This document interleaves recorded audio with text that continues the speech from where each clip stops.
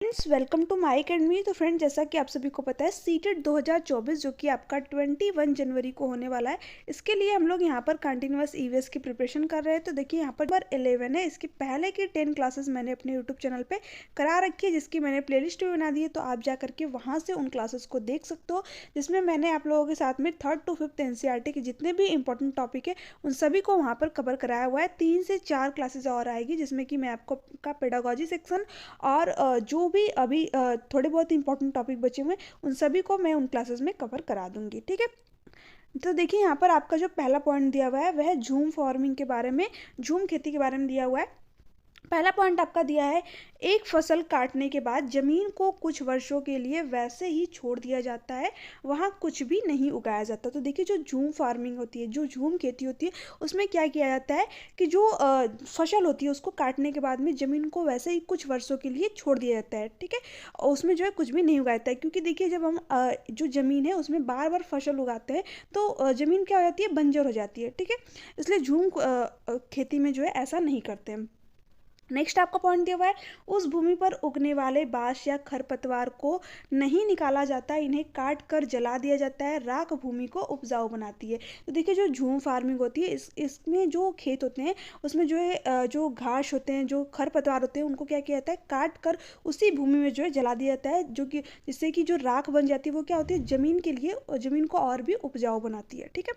Next आपका point दिया हुआ है, जब ज़मीन खेती के लिए तैयार हो जाती है तो उसे हल्का खोदा जाता है, जोता नहीं जाता। तो देखिए, जब आपको क्वेश्चन पूछता है इसमें, तो आपको जो है ऑप्शन नंबर जो है ए, ठीक है, बी और सी करके देता है। बट इसमें क्या करता है कि ए में आपको दे देगा 1 2 3, ठीक है, 4 ऐसे, फिर बी में आपको दे देगा 2, 3, ठीक है, 1, 2। तो इस तरीके से जब आपसे ऑप्शन पूछता है तो उसमें आपको झूम खेती से रिलेटेड सारी पॉइंटों को ध्यान में रखना पड़ता है, क्योंकि अगर आपने एक भी पॉइंट मिस की तो आपकी जो क्वेश्चन का आंसर है वो आप गलत टिक करके आ जाते हो। इसमें सबसे ज़्यादा गलतियाँ होती है। देखिए, जो झूम खेती होती है उसको, उसमें जो है उसको जोता नहीं जाता है। ठीक है। हल्का सा क्या किया जाता है, खोदा जाता है। तो ये पॉइंट आप लोगों के लिए इंपॉर्टेंट है। साथ ही साथ यहाँ पर देखिए, एक क्वेश्चन पूछा था उसमें, तो उसमें दिया था कि बाँस या खरपतवार को उखाड़ दिया जाता है। देखिए, उखाड़ा नहीं जाता है बल्कि उनको काट कर जो है वहीं पर जला दिया जाता है। तो ये सारे पॉइंट थे जहाँ पर कि आप मिस्टेक कर सकते हो, जो कि मैंने आप लोगों के साथ में डिस्कस किया।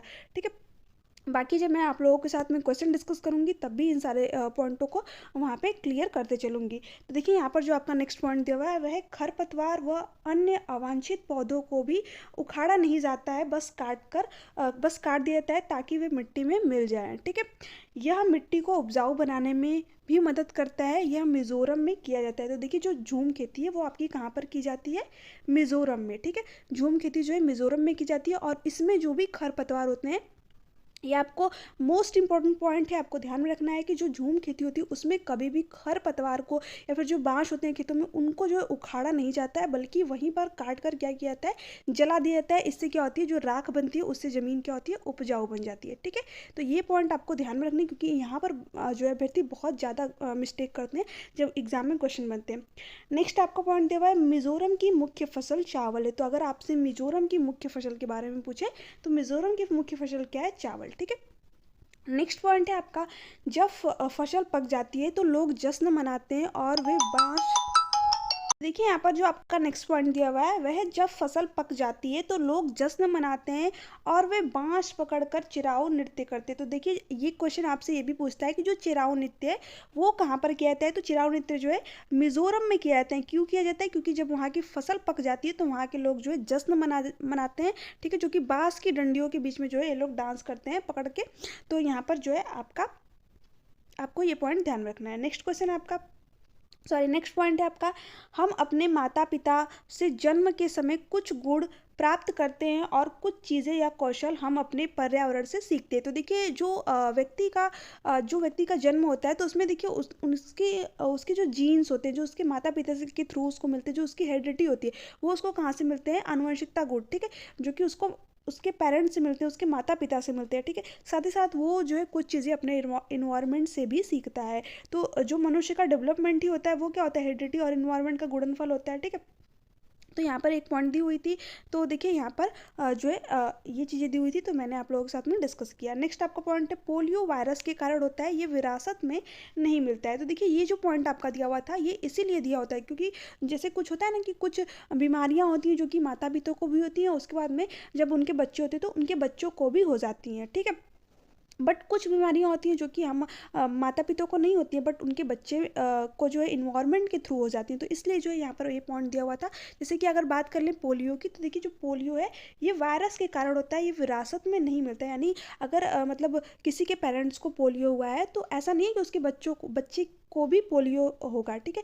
ये हमें विरासत में नहीं होता है बल्कि किससे होता है, वायरस के कारण होता है। तो यहाँ पर जो है ये पॉइंट आपको ध्यान में रखना है। नेक्स्ट है इन बीमारियों के बारे में जानकारी फैलाने के लिए डॉक्टर को आमंत्रित किया जा सकता है। तो देखिए इन बीमारियों के बारे में जो है जानकारी फैलाने के लिए डॉक्टर को आमंत्रित किया जा सकता है, ठीक है। यहाँ पर ये भी पॉइंट दिया हुआ है। नेक्स्ट है आपका ग्रेगोर मेंडल के बारे में, जो कि आपके लिए मोस्ट इंपॉर्टेंट है। यहाँ से आपके एग्जाम में हर बार 1 से 2 क्वेश्चन बनते ही हैं, ठीक है। जूम फॉर्मिंग भी आप लोगों के लिए इंपॉर्टेंट थी। अगर आपने प्रीवियस ईयर क्वेश्चन पेपर को सॉल्व किया होगा तो आपको खुद ही पता होगा कि इन टॉपिकों से कितनी बार जो है क्वेश्चन पूछे गए हैं। देखिए यहाँ पर गिगार मेंडल के बारे में दिया हुआ है। गिगार मेंडल का जो जन्म है वो 1882 में ऑस्ट्रिया के एक गरीब किसान परिवार में हुआ था। नेक्स्ट आपका पॉइंट दिया हुआ है 7 साल तक उन्होंने ग्रेगोर मॉडल मठ के बगीचों में 28,000 पौधों पर प्रयोग किया। तो देखिए एक क्वेश्चन आपसे ये भी पूछता है कि ग्रेगोर मॉडल जो है उन्होंने कितने हज़ार पौधों पर प्रयोग किया था, तो लगभग 28,000 पौधों पर उन्होंने प्रयोग किए थे। नेक्स्ट आपका पॉइंट दिया हुआ है और किसके पौधों पर प्रयोग किया था, तो ये भी आपसे पूछता है। तो मटर के पौधों पर जो है इन्होंने प्रयोग किया था, कौन, ग्रेगोर मेंडल ने, ठीक है। तो यहाँ पर आपको ये पॉइंट ध्यान में रखना है। मटर के पौधे में कुछ गुण होते हैं जो जोड़े में आते हैं, जैसे कि बीज या तो खुदरे या फिर चिकने होते हैं। तो देखिए ये जो है मटर के पौधों में इन्होंने प्रयोग किया था और 28,000 पौधों पर इन्होंने प्रयोग किया था, और मटर के पौधों में जो है कुछ गुण होते हैं उसके बारे में इन्होंने बताया। नेक्स्ट आपका पॉइंट दिया है दशहरा वर्षा ऋतु से पहले आता है। तो ये भी कभी कभी आपके एग्जाम में क्वेश्चन पूछ देता है कि जो दशहरा है वो जो है कब आता है, तो दशहरा है वो जो है वर्षा ऋतु के पहले आता है। नेक्स्ट आपका पॉइंट है गन्ने की खेती के लिए अधिक पानी की आवश्यकता होती है, ठीक है। ये कुछ छोटे छोटे से बट इम्पॉर्टेंट पॉइंट है, तो आप इनको ध्यान में रखिएगा। इनको छोटे पॉइंट समझकर बिल्कुल भी इग्नोर मत कीजिएगा, क्योंकि जब आपके एग्जाम में इनसे क्वेश्चन बनते हैं तो आपको वहाँ पे कन्फ्यूज़न क्रिएट होती है। तो इन पॉइंटों को आप 2 से 3 बार रीड करके जाइएगा। एक बार आप इस क्लास में देख लीजिए, उसके बाद में मैं आपको इसका PDF जो है टेलीग्राम चैनल पे सेंड कर दूंगी, आप वहाँ से रिवीजन कर लीजिएगा। उसके अलावा जो है आपको कुछ भी नहीं करना है, सिर्फ और सिर्फ प्रीवियस ईयर क्वेश्चन पेपर को सॉल्व करना है, जो कि मैं आप लोगों के साथ में एक मैराथन क्लास करूँगी जिसमें मैं सभी टाइप के प्रीवियस ईयर क्वेश्चन पेपर को सॉल्व कराऊंगी, जो कि आपके एग्जाम के लिए बेहद हेल्पफुल रहेंगे। जिसमें कि मैं 2012 से लेकर के 2023 तक के सभी प्रीवियस ईयर क्वेश्चन पेपर को सिर्फ और सिर्फ एक ही क्लास में सॉल्व कराने का पूरा प्रयास करूँगी। तो आप लोग उस क्लास को ज़रूर देखिएगा, ठीक है। नेक्स्ट आपका पॉइंट दिया है पूरन पोली के बारे में, पूरन पूड़ी, ठीक है। यहाँ पर पूरन पोली के बारे में दिया है, जो कि किसकी होती है, गुड़ और चने की मीठी रोटियाँ होती है, ठीक है। पूरन पोली क्या होती है, गुड़ और चने की मीठी रोटियाँ होती हैं। इसे मसालेदार कढ़ी डिश के साथ खाया जाता है। नेक्स्ट आपका पॉइंट दिया है करवा एक बांस बस या गाड़ी है जिसमें सभी सुविधाओं के साथ रह सकते हैं। तो देखिए अगर बात करें करवा की, तो करवा जो है एक बस या फिर गाड़ी होती है जिसमें कि आपके मतलब जो लोग भी रहते हैं उनके सुख सुविधा की सारी चीज़ें जो है वहाँ पर उपलब्ध होती है, और सभी सुख सुविधाओं के साथ में वो लोग रहते हैं, ठीक है। नेक्स्ट है आपका चूहों की दृष्टि, ठीक है। चूहों की दृष्टि कमज़ोर होती है, लेकिन सूंघने, स्पर्श करने और स्वाद लेने की क्षमता बहुत अच्छी होती है। देखिए अगर चूहों की आँख की दृष्टि की बात करें तो वो काफ़ी कमज़ोर होती है, बट उनके सूंघने की क्षमता और स्पर्श करने की क्षमता और स्वाद लेने की क्षमता जो है बहुत ही अच्छी होती है। नेक्स्ट आपका पॉइंट है नागपुर में दाल में चीनी मिलाते हैं। तो देखिए कुछ लोग क्या करते हैं, हर चीज़ में चीनी मिला करके खाते हैं। तो ऐसे ही अगर बात करें नागपुर में, तो नागपुर के लोग क्या करते हैं, दाल में चीनी मिला करके खाते हैं। तो ये भी पॉइंट आपको ध्यान में रखना है। ये सारे ही पॉइंट इंपॉर्टेंट है, तो आपको सभी पॉइंटों को ध्यान में रखना है। नेक्स्ट आपका पॉइंट दिया हुआ है नृत्य में भावनाओं को व्यक्त करने के लिए हाथों और चेहरों का उपयोग किया जाता है, इन्हें मुद्रा और भाव कहते हैं। तो देखिए एक क्वेश्चन पूछता है आपसे कि नृत्य में जो है किसको व्यक्त किया जाता है, तो नृत्य में किसको व्यक्त करते हैं, भावनाओं को, ठीक है। जिसके लिए हाथों और चेहरों का उपयोग किया जाता है। इन्हें मुद्रा मुद्रा और भाव कहते हैं। ठीक है, नेक्स्ट आपका पॉइंट दिया है, उल्लू काफ़ी हद तक अपनी गर्दन को पीछे की ओर घुमा सकता है। देखिए लगभग 360 डिग्री तक, वैसे तो 360 डिग्री तक रोटेट नहीं होगा, बट 270 डिग्री तक जो है ये डेफिनेटली अपनी गर्दन को घुमा सकता है। तो देखिए उल्लू और मैना में एक बार मतलब हमेशा कन्फ्यूजन रहता है, क्योंकि एक बार जब क्वेश्चन पूछा था तो उसमें काफ़ी सारे अभ्यर्थियों ने जो है उसका आंसर गलत टिक किया था। ठीक है, 2021 में ये क्वेश्चन बना था कि देखिए जो उल्लू होता है वो क्या करता है, अपनी गर्दन को पीछे तक घुमा सकता है, बट मैना क्या करती है, अपनी गर्दन को झटके से आगे पीछे करती है। तो ये जो है उल्लू और मैना में बहुत ज़्यादा अभ्यर्थियों को कन्फ्यूजन होती है। तो देखिए ये पॉइंट आपके लिए मोस्ट इंपॉर्टेंट है। यहाँ पर क्या करना है, उल्लू जो है अपनी गर्दन को रोटेट कर सकता है, पीछे तक घुमा सकता है, बट मैना जो है अपनी गर्दन को झटके से आगे पीछे करती है। तो दोनों पॉइंटों को आप ध्यान में रखिएगा।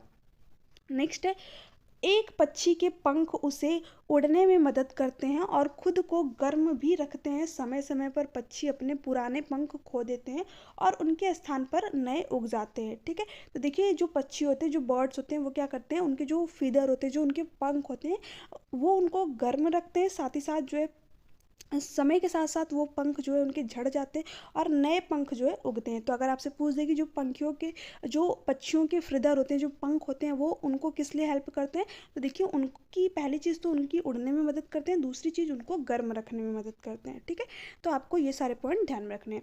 नेक्स्ट पॉइंट है आपका ब्रेल लिपि के बारे में, जो कि आप लोगों के लिए इंपॉर्टेंट है। मैंने बोला ये यहाँ पे सारे ही पॉइंट इंपॉर्टेंट है, बट कुछ पॉइंट जो है आपके लिए मोस्ट इंपॉर्टेंट है, क्योंकि यहाँ पर जो है आपसे एग्जाम में फ्रेंड्स, यहाँ पर जो आपका नेक्स्ट पॉइंट दिया हुआ है वह है उधिया के बारे में। ठीक है, यहाँ पर थोड़ा सा टाइपिंग मिस्टेक होगी, तो आप लोग जो है मॉडिफाई कर लीजिएगा। यह एक प्रकार की सब्जी है जिसे अंगारों के बीच बर्तन को उल्टा रखकर बनाया जाता है। तो जो उधिया है उसमें क्या किया जाता है, बर्तन को अंगारों के बीच में उल्टा रखकर पकाया जाता है। नेक्स्ट है, उधिया का अर्थ गुजराती में उल्टा है होता है। ठीक है, उधिया का अर्थ क्या होता है, गुजराती में उल्टा। नेक्स्ट आपका पॉइंट दिया हुआ है, उधिया को बाजरे की रोटियां और घर में बने मक्खन, दही और छाछ के साथ भी खाया जाता है। ठीक है, एक ही फसल को बार बार उगाने और इतने सारे रसायनों के प्रयोग से भूमि अनउपजाऊ हो जाती है। तो देखिए अगर मैंने आपको झूम खेती के बारे में जब बताया था, तो मैंने वहाँ पे आप लोगों को एक पॉइंट बताया था कि अगर हम जो है एक खेत में बार बार फसल उगाते हैं, तो उससे क्या होता है, जो हमारी भूमि है वो क्या हो जाती है, बंजर हो जाती है या फिर अनउपजाऊ हो जाती है। ठीक है, तो जो झूम फार्मिंग होती है उसमें इसीलिए ऐसा नहीं किया जाता है। उसमें क्या किया जाता है कि एक फसल को काटने के बाद में ज़मीन को जो है कुछ टाइम के लिए वैसे ही छोड़ दिया जाता है। ठीक है, नेक्स्ट आपका पॉइंट दिया है, मिट्टी के सूख जाने पर क्रोटोन के पौधे संकेत देते हैं। देखिए जो मिट्टी होती है हमारी, जब वो सूख जाती है, जो ज़मीन की मिट्टी है वो सूख जाती है, तो क्रोटोन का एक पौधा है, आप लोगों ने देखा ही होगा। ठीक है, तो क्रोटोन का पौधा जो है संकेत देता है। देखिए किस तरीके से ये बताता है, क्रोटोन की जड़ें जमीन में गहराई तक नहीं जाती हैं, अतः जब मिट्टी की ऊपरी परत सूख जाती है तो क्रोटोन की पत्तियाँ झुक जाती हैं और मुरझा जाती है। तो देखिए जो क्रोटोन का पौधा है ये आपको बताता है कि आपकी मिट्टी जो है किसी भी फसल को बोने लायक है या फिर उपजाऊ है कि या फिर नहीं। तो देखिए जब मिट्टी होती है वो क्या ज़मीन की जो मिट्टी है वो सूख जाती है अगर, तो अगर आपने उसमें क्रोटोन का पौधा लगाया हुआ है तो उसकी जो जड़ें है वो ज़्यादा गहराई तक नहीं जाती हैं। इसलिए जो जब मिट्टी की ऊपरी परत जो है सूख जाती है तो क्रोटोन की पत्तियाँ जो है झुक जाती हैं और मुरझा जाती हैं। ठीक है, तो आपको ये पॉइंट ध्यान में रखना है। नेक्स्ट है, केचुए सुरंग बनाने के लिए मिट्टी को नीचे खोदकर नरम करते हैं। तो देखिए केचुओं की बात यहाँ पर हो रही है, तो केचुए क्या करते हैं, ज़मीन के अंदर सुरंग बनाते हैं। सुरंग बनाने के लिए मिट्टी को जो है नीचे खोदकर नरम करते हैं। अगर बात करें यहाँ पर नेक्स्ट पॉइंट आपका दिया हुआ है कुड़ुक के बारे में। कुड़ुक जो है झारखंड में आदिवासी लोगों का एक समुदाय है। तो देखिए जो कुड़ुक है वो कहाँ पर है, झारखंड में आदिवासी लोगों का एक समुदाय है। जंगल गायब हो रहे हैं, उनकी जगह खदानें खोदी जा रही हैं, बांध बनाया जा रहा है। तो देखिए जो जंगल है वो लगातार अब गायब होते जा रहे हैं। पहले जो है बहुत ज़्यादा जंगल देखने को मिलते हैं, बट अब जो है जंगल गायब होते जा रहे हैं। इसका क्या रीज़न है, तो अब क्योंकि उनकी जगह जो है बहुत सारी खदानें खुली जा रही हैं, नए नए बांध बनाए जा रहे हैं, तो इसलिए जो है हमारे जंगल जो है अब तेज़ी से गायब हो रहे हैं। तो ये जंगलों के गायब होने का रीज़न भी आपसे पूछता है, तो ये जो है पॉइंट आपको ध्यान में रखनी है। नेक्स्ट है आपका कुड़ुक भाषा में तुरंग का अर्थ जंगल होता है। तो देखिए कुड़ुक जो भाषा है जो कि झारखंड के अंदर बोली जाती है, उसमें जो है तुरंग का अर्थ क्या होता है, जंगल। तो ये पॉइंट भी आप लोगों के लिए इंपॉर्टेंट है, तो आप लोग ध्यान में रखिएगा। नेक्स्ट आपका पॉइंट दिया हुआ है वन का अधिकार अधिनियम। तो देखिए ये जो है आपसे हर बार क्वेश्चन पूछा है कि वन का अधिकार अधिनियम 2007 जो कि 2007 में बनाया गया था, जिसे भूमि पर हम एक टीन बीज उगाते हैं उसे एक टीन भूमि कहते हैं। तो ये आपसे क्वेश्चन में पूछा है हर बार, तो आप लोग इसको भी ध्यान में रखिएगा। देखिए मैं जितने भी पॉइंट आप लोगों के साथ में डिस्कस कर रही हूँ ये सारे के सारे ही इंपॉर्टेंट है, ठीक है। तो यहाँ पर देखिए जो वन का अधिकार अधिनियम है कब बनाया गया, 2007 में। जिस भूमि पर हम एक टीन बीज बोते हैं उसे एक टीन भूमि कहते हैं, ठीक है। तो ये भी क्वेश्चन पूछा है, तो आप लोग ध्यान रखिएगा। यह एक सच्ची कहानी है सूर्यमणि, जिसे कि गर्ल स्टार्ट के नाम से भी जाना जाता है। तो सूर्यमणि के बारे में यहाँ पर कुछ चीज़ें दी हुई हैं जो कि आपके लिए इंपॉर्टेंट है, तो बिल्कुल ध्यान से सुनिएगा। नेक्स्ट तो देखिए यहाँ पर दिया हुआ है सूर्यमणि एक चमकता सितारा, जिन्हें गर्ल स्टार के नाम से भी जाना जाता है। कभी कभी आपसे एग्जाम में पूछ देता है कि गर्ल स्टार के नाम से किसे जानता है, तो सूर्यमणि को, ठीक है। चमकते सितारे उन साधारण लड़कियों की असाधारण कहानी है जिन्होंने स्कूल जाकर अपनी ज़िंदगी बदल दी, ठीक है। यहाँ पर एक स्टोरी के फॉर्म में दिया हो, तो देखिए यहाँ पर है शिक्षण संकेत। कक्षा में जंगल के बारे में चर्चा करते समय उनके अपने अनुभव पूछें। केवल सैकड़ों पेड़ लगाने से जंगल नहीं बनते, जंगल के बारे में समझ बनाने के लिए यह भी बातचीत हो कि जंगल में उगने वाले पेड़ पौधे और वहाँ के जानवरों को कैसा ताना बाना और उनके भोजन, आवास और सुरक्षा के लिए उनकी एक दूसरे पर कैसी निर्भरता होती है। जंगल अधिकार कानून 2007, यह कानून आदिवासियों को जंगल पर उनका हक दिलाता है। जो लोग कम से कम 25 साल से जंगल में रह रहे हैं उनका वहाँ के जंगल और वहाँ पैदा होने वाली चीज़ों पर हक है, उन्हें जंगल से हटाया ना जाए। जंगल बचाने का काम भी उनकी ग्राम सभा करे। तो देखिए जो लोग भी जंगल में कम से कम 25 साल से रह रहे हैं, ये आपके लिए सिर्फ और सिर्फ इम्पॉर्टेंट है। जो जंगल का अधिकार अधिनियम में ये भी पूछ देता है कब बनाया गया, तो 2007 में, जिसके थ्रू जो है ये चीज़ें बताई गई कि जो लोग भी जंगल में कम से कम 25 साल से रह रहे हैं तो वो लोग, उन लोगों का जो है जंगल और वहाँ की चीज़ें, जितनी भी चीज़ें हैं, ठीक है, उन पर जो है उनका पूरा का पूरा अधिकार है, उस उनको जो है वहाँ से नहीं हटाया जा सकता, ठीक है। जंगल बचाने का काम भी उनकी ग्राम सभा करे। जंगल को जो बचाने का काम भी कौन करेगी, उनकी ग्राम सभा, ठीक है। जूम फार्मिंग के बारे में मैंने आप लोगों के साथ में डिस्कस किया है, ठीक है। आपका नेक्स्ट पॉइंट है